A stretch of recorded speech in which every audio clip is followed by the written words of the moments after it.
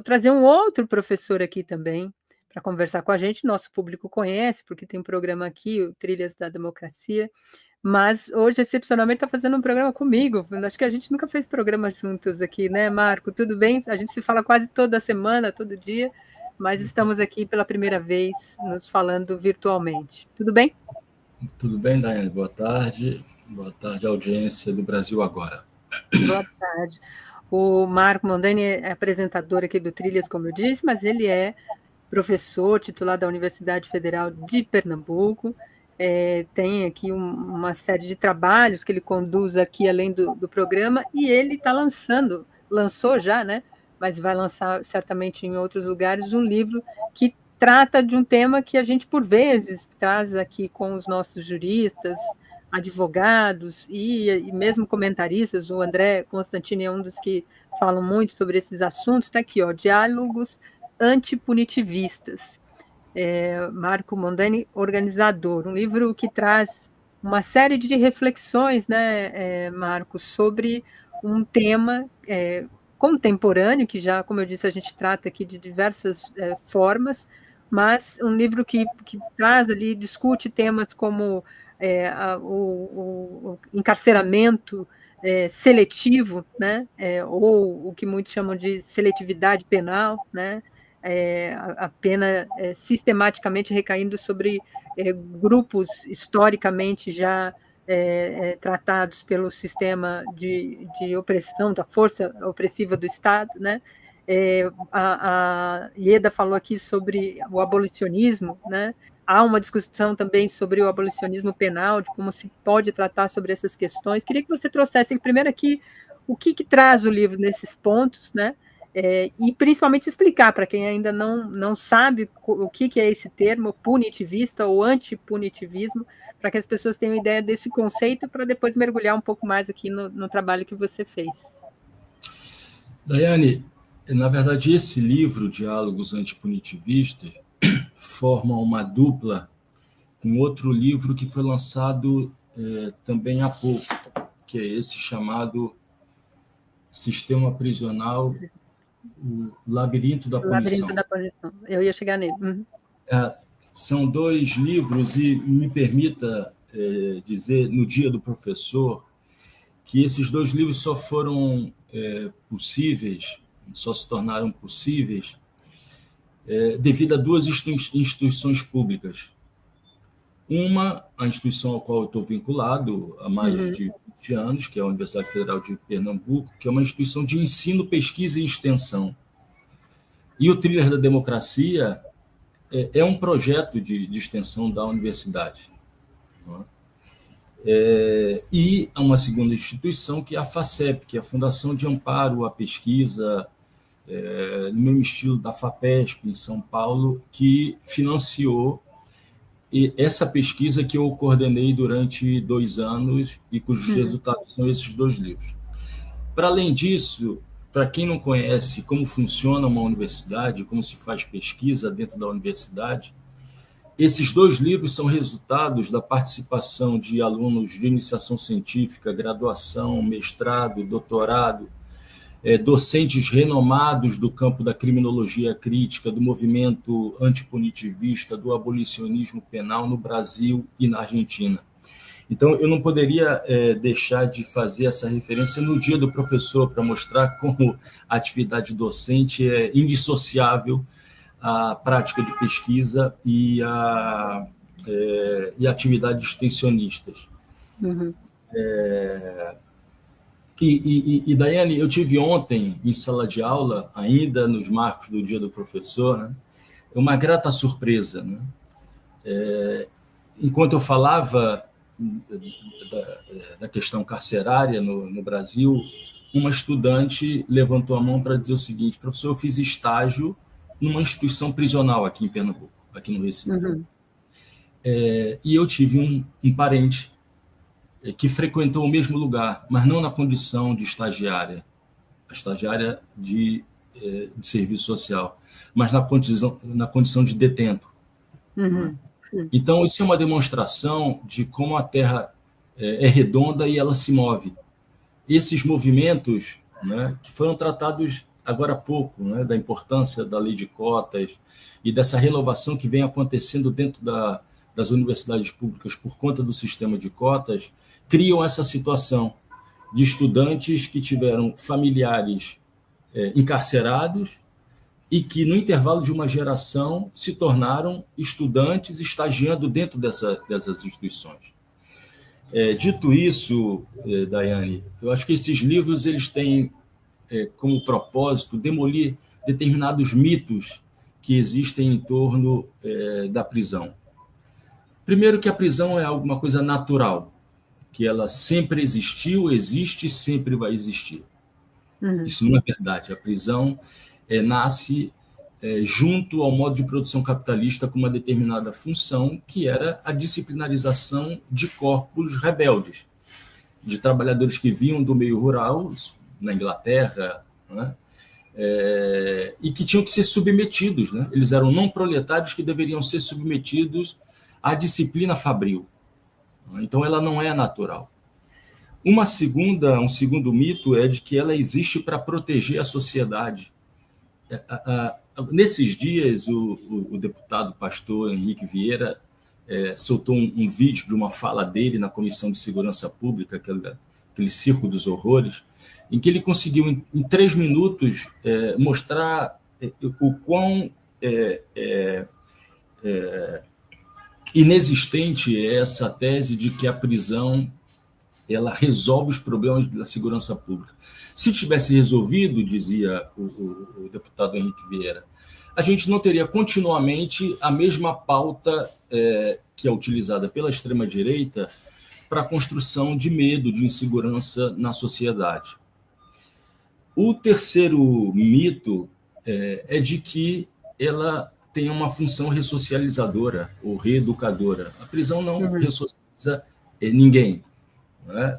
Disse que quando alguém sai da prisão, a prisão não sai de dentro dela.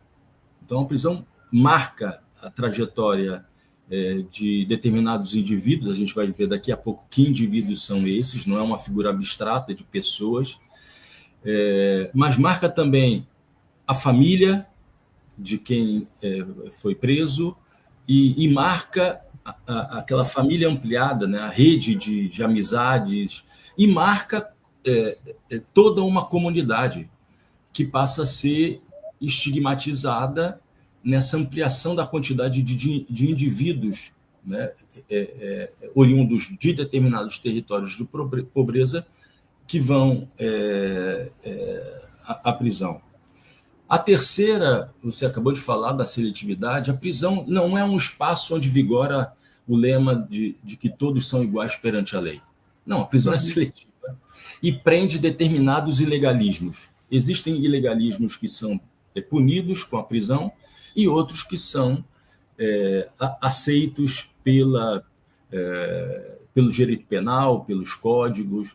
E esses ilegalismos atingem exatamente a pobreza, e a pobreza que no Brasil tem uma cor, que é a cor negra, e que atinge preferencialmente jovens. Não é? Então, a prisão ela existe para encarcerar, e desde os anos 70, 80, encarcerar em massa determinados setores da população, que nos Estados Unidos são negros, migrantes, na Europa, migrantes, e no Brasil, jovens negros de periferia, de baixa escolaridade. E, por fim, Daiane, o problema da prisão não é a superlotação. Não é? Que se for aceito que o problema da prisão é a superlotação, basta fazer como disse há um tempo atrás a governadora do estado de Pernambuco, Raquel Lira, quando disse, olha, Pernambuco tem o pior sistema prisional do Brasil. Ela acertou. Mas o ato contínuo dela foi dizer que isso seria resolvido no seu governo através da construção de mais celas, de mais presídios, ou seja, aquela velha fórmula de enxugar o gelo. O problema da prisão não é a superlotação. A prisão é um problema em si mesma. O problema não está na superlotação, o problema está na existência da prisão, e na existência da prisão, a partir desse momento de reconfiguração do capitalismo, na passagem dos anos 70 para os anos 80, ou seja, a ofensiva neoliberal. Se, num primeiro momento, a ideia era disciplinarizar trabalhadores pobres, a partir dos anos 70 e 80, quando entra em cena uma nova forma de gestão da pobreza, da miséria, a questão é conter essas populações, conter uma população sobrante. E essa população sobrante é contida exatamente por uma fórmula, que é a fórmula da guerra às drogas, que foi o grande instrumento criado nos Estados Unidos e que cria uma situação, como a situação brasileira, que entre 2002, início do século XXI e a atualidade, teve um crescimento de cerca de 200 mil pessoas para 900 mil pessoas, Daiane. Se a população brasileira com essa taxa de crescimento, hoje nós estaríamos em torno de 6 milhões de pessoas. Ou seja, existe algo equivocado nessa forma nessa conta, nessa fórmula, né? Agora, eu queria entrar em alguns aspectos, né? Porque quando você diz todos esses pontos, quem está aqui na ponta, né, vai olhar os seus estudos e vai falar assim, mas a realidade é que nós temos uma impunidade. Esse é o discurso, tá? Não estou dizendo que eu penso assim. A realidade, quando eu vou conversar isso com as pessoas sempre dizem assim, não, o problema é que é impune, você prende e a justiça vai lá e solta. Então, o problema é que as pessoas não cumprem as suas penas. Você falou dessa questão da ressocialização como um mito, né? Então, eu queria que você abordasse isso. A gente tem pouco tempo, esse é um tema para a gente ficar aqui algumas horas, ou fazer vários temas e focando nele. Mas queria que você falasse sobre isso, porque o sentimento que as pessoas têm sempre é de que o país é um país da impunidade. E os números mostram o contrário. E a política que se oferece é de um aumento dessa população carcerária, porque o problema é que nós temos um espaço inadequado para colocar todos esses que devem ficar presos. Mas aí tem o problema da justiça, que também libera, aí tem a saidinha, que também, enfim, a atmosfera das pessoas. Eu estava aqui com o Paulo, Marco, ele estava na rua. E eu disse para ele, não, você não vai fazer um programa da rua, achei que você estava em casa, você está na rua, não vai andar na rua de São Paulo com o celular na mão, porque é chamar para ser roubado, né? E esse sentimento de medo é que faz com que as pessoas achem que há uma impunidade, porque roubar um celular, matar alguém por um celular, não dá em nada. E quem sofre essas consequências, quem vive esse medo, acha isso porque vive esse medo. Como é que a gente junta esse discurso com esses fatos que você traz? Porque parece que você está falando assim, não tem que ter mais prisão, não vamos prender ninguém porque prisão não resolve. Mas qual é a solução? E como é que pune alguém que faz o que faz? Entende? Queria que você dialogasse com esses aspectos também. Daiane, eu não tenho dúvida de que a gente está na contramão da opinião pública. Da opinião. A gente está remando contra uma maré, e uma maré muito, muito forte. Né? Então, é claro que a gente vive numa sociedade que pune muito. Mas é preciso que a nossa audiência tenha alguns dados. Né? 1/3 da população prisional, estou falando a grosso modo, 1/3 da nossa população prisional está presa em função, eu vou usar a expressão comércio ilegal de drogas, não vou usar o termo tráfico de drogas. Né? Então, 1/3 da população está presa por conta do comércio ilegal de drogas. Um outro terço da população está encarcerada por conta de furtos e roubos, inclusive de celulares. E um outro terço está presa por atentados contra a vida, crimes contra a vida. Daiane, existem, digamos, abolicionistas penais que são radicais, no sentido do fim da instituição prisional. Né? Eu não chego a tanto. Eu acho que a prisão ela deve ser direcionada para quem pratica crimes contra a vida. Agora, pessoas envolvidas com comércio ilegal de drogas e pessoas envolvidas com furtos e roubos em que não haja a morte de nenhuma pessoa envolvida não merecem estar presas. Porque a prisão é um local de imposição de sofrimento. Por mais que esse argumento, por mais que essa fala soe de uma maneira muito antipática em relação a quem teve, agora há pouco, seu celular furtado, roubado. E da importância do celular para se fazer hoje tudo na vida. Mas a gente precisa fazer uma opção, e a opção é essa sempre entre civilização e barbárie. Não é?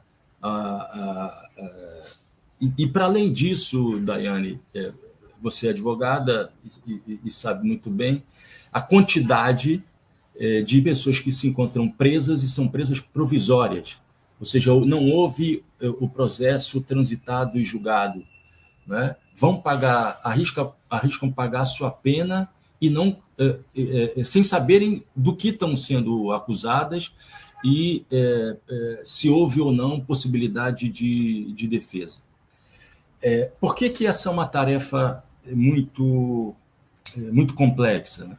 Porque ela lida, primeiro, com todo um histórico de utilização do discurso do medo, da insegurança, pelos meios de comunicação tradicionais. Eu me lembro muito bem, eu ainda morava no Rio de Janeiro, e me lembro de um programa chamado Povo na TV. E esse programa tinha um quadro que era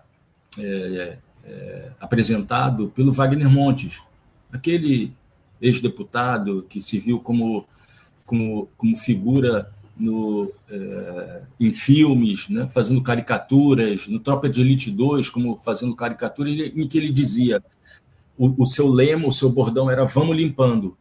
Então, veja, falando de alguma coisa que aconteceu lá nos anos 70, 80.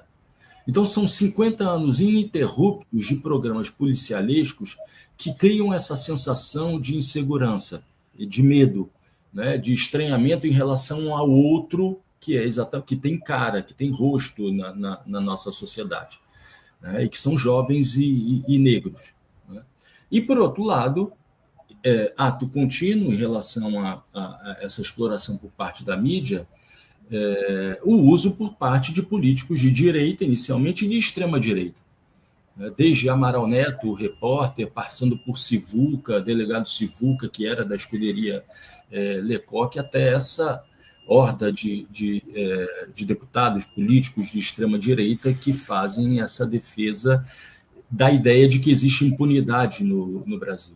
Então, já que hoje é dia do professor, isso passa por um trabalho pedagógico, cultural, né, ininterrupto, né, de mostrar como a prisão é esse espaço de imposição de sofrimento que não resolve os problemas que promete resolver. Essa é a grande questão. Agora, sim, existe um problema, Daiane. Veja, esse crescimento que eu disse de 200 mil, cerca de 200 mil para quase 900 mil encarcerados, né, nas prisões brasileiras, se deu exatamente no período dos governos do PT. Isso significa dizer que o problema do encarceramento em massa ele se encontra fora da alçada do governo, ou seja, é uma questão que incide sobre a própria institucionalidade do Estado brasileiro. Instituições sobre as quais o governo, o executivo federal, não tem incidência. Então, esse problema passa, sim, pelo Ministério Público, passa pelo Poder Judiciário, passa pela estrutura, pela natureza dessas duas instituições e passa pelos aparatos policiais. Por isso, eu tenho muita prudência, que pode ser chamada também de pessimismo, em relação às discussões relativas à lei de drogas no Brasil, às discussões no STF, porque continuam mantendo na figura do policial essa responsabilidade de distinguir quem é usuário de quem é traficante, e todos nós sabemos que esse juízo de quem é usuário e quem é traficante vai depender do território aonde se fez essa abordagem. Agora, só para finalizar, saber como chegar e como fazer com que, e essa é a nossa grande preocupação, fazer com que a população pobre, que sofre também com isso, roubos, furtos em ônibus, tendo seus celulares, parte do seu salário furtados, roubados, é muito difícil convencê-las de que isso, na verdade, é a face mais cruel de um sistema responsável por fazer com que os filhos dessa mesma população sejam responsabilizados, sejam punidos e acabem as suas vidas dentro do sistema prisional. Não é um trabalho fácil de se fazer, mas que tem que ser enfrentado. E tem que ser enfrentado também por governos de esquerda.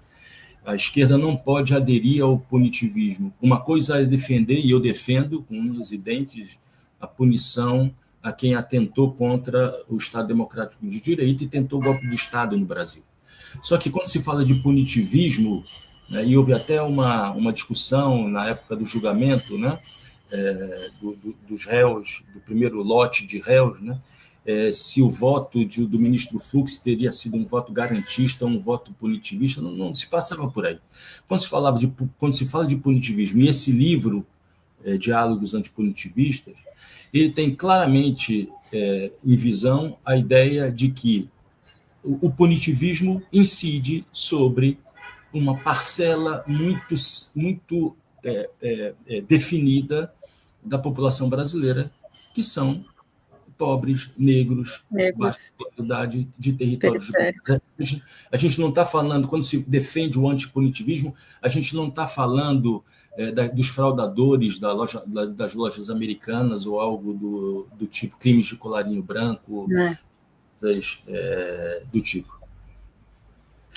Muito bom, a gente tem que ter mais tempo para falar sobre esses assuntos. Como eu disse, acho que a gente vai ter que fragmentar algumas coisas para que eu possa fazer as perguntas aqui e você dissecando um pouco esses temas, porque são temas que estão na cabeça das pessoas. Agora mesmo, eu vou colocar daqui a pouco aqui uma fala do presidente Lula, em que ele fala sobre o Congresso, né? Você falou, a gente não está falando desses presos, desse sistema carcerário que inclui esses criminosos, né? Que é o das americanas ou de tantos outras áreas. Esses geralmente não estão presos, estão em prisão domiciliar no máximo. A maioria deles, né? Eu vi uma matéria hoje que aumentou de 2.000 pessoas para 600.000 o número de prisões domiciliares, né? Fruto também destes movimentos, quando começa a atingir um andar diferente, aí começa a se fazer outros meios, outros métodos. A gente precisa abordar isso com mais profundidade para que a Dona Maria, o seu Zé, daqui da minha quebrada, de Itaquera, consiga compreender que não se trata de direitos humanos para os bandidos, né? Se trata de entender como é que o sistema funciona e dar, de fato, uma solução para ele, entendendo as suas complexidades. Não é passar pano. Quem vive a situação da violência, quem já viveu, teve um parente, alguém numa situação em que se viu, depois de 10 anos que teve seu parente assassinado e ver aquela pessoa solta, realmente gera uma indignação. E eu não posso tirar esse direito de indignação, mas eu preciso entender como é que o Estado tem que agir nesse sistema, a questão da ressocialização, um tema tão importante. Enfim, tem vários reflexos aqui. O Marco tinha mostrado na tela aqui o outro livro. Diga, eu vou colocar na tela especificamente para o pessoal ver também, e depois colocar o link aqui das duas editoras aqui para quem quiser adquirir os livros, né? Diga, os dois Marco. foram publicados pela editora Alameda de São Paulo. Esse foi o primeiro livro, né? E que tem, quer dizer, o labirinto da punição, porque é alguma coisa em que se entra e nunca se consegue sair, não existe uma porta de saída. Mas, Daiane, me permita fazer um convite, um convite duplo para esse final de semana, para o Trilhas da Democracia, e que tem tudo a ver com o que a gente está discutindo, né? No sábado, às 17 horas, um diálogo com a deputada estadual Dani Portela, que é presidente da Comissão de Direitos Humanos da Assembleia Legislativa de Pernambuco, em que a gente vai tratar dos ataques ao sistema de cotas. Ao ataque, por exemplo, à proposta da Universidade Federal de Pernambuco de uma turma de medicina formada por assentados do MST e por quilombolas. Falar de sistema de cotas é falar sobre uma outra via possível que não passe pela punição, mas sim pela educação, né? E no dia seguinte, no domingo, às 15 horas, um programa sobre dois presos políticos da ditadura militar que foram barbaramente torturados e assassinados, e os seus torturadores não foram presos. Não houve punição para os torturadores na história brasileira, e isso abriu um precedente muito perigoso. E a gente vai tratar de 2 casos, o caso do Stuart Angel, irmão da Hildegard, que faz parte da equipe da TV 247, que foi barbaramente torturado, tendo a sua boca presa a um cano de escapamento numa instituição militar da aeronáutica, e outro do ex-dirigente do Partido Comunista Brasileiro, o jornalista Mário Alves, que foi empalado nas dependências do DOI-CODE. Então, e eles não foram punidos. Então, é preciso que a audiência tenha a perfeita noção de, quando se fala de antipunitivismo, do que está se falando. Está se falando, na verdade, de um combate à criminalização da pobreza, e não, né, da defesa daqueles que tentaram um golpe de Estado, daqueles estupradores, daqueles que mataram, assassinaram, fizeram grandes fraudes, vêm fazendo grandes fraudes, e que continuam a praticar tortura nas instituições do aparelho repressivo do Estado brasileiro. Muito bom. Então, fica a indicação aqui para todo mundo acompanhar Trilhas da Democracia no sábado e no domingo, aqui pela TV 247. Obrigada, Marco, mais uma vez. Prazerzaço estar aqui com você. Coloquei no link os nomes dos 2 livros aqui que a gente tratou, e também o link para quem quiser adquirir da editora Alameda. Então, é só verificar aqui no chat o link da TV 247. Obrigada. Vamos voltar com um abraço e um abraço para a nossa audiência. Valeu, tchau, tchau.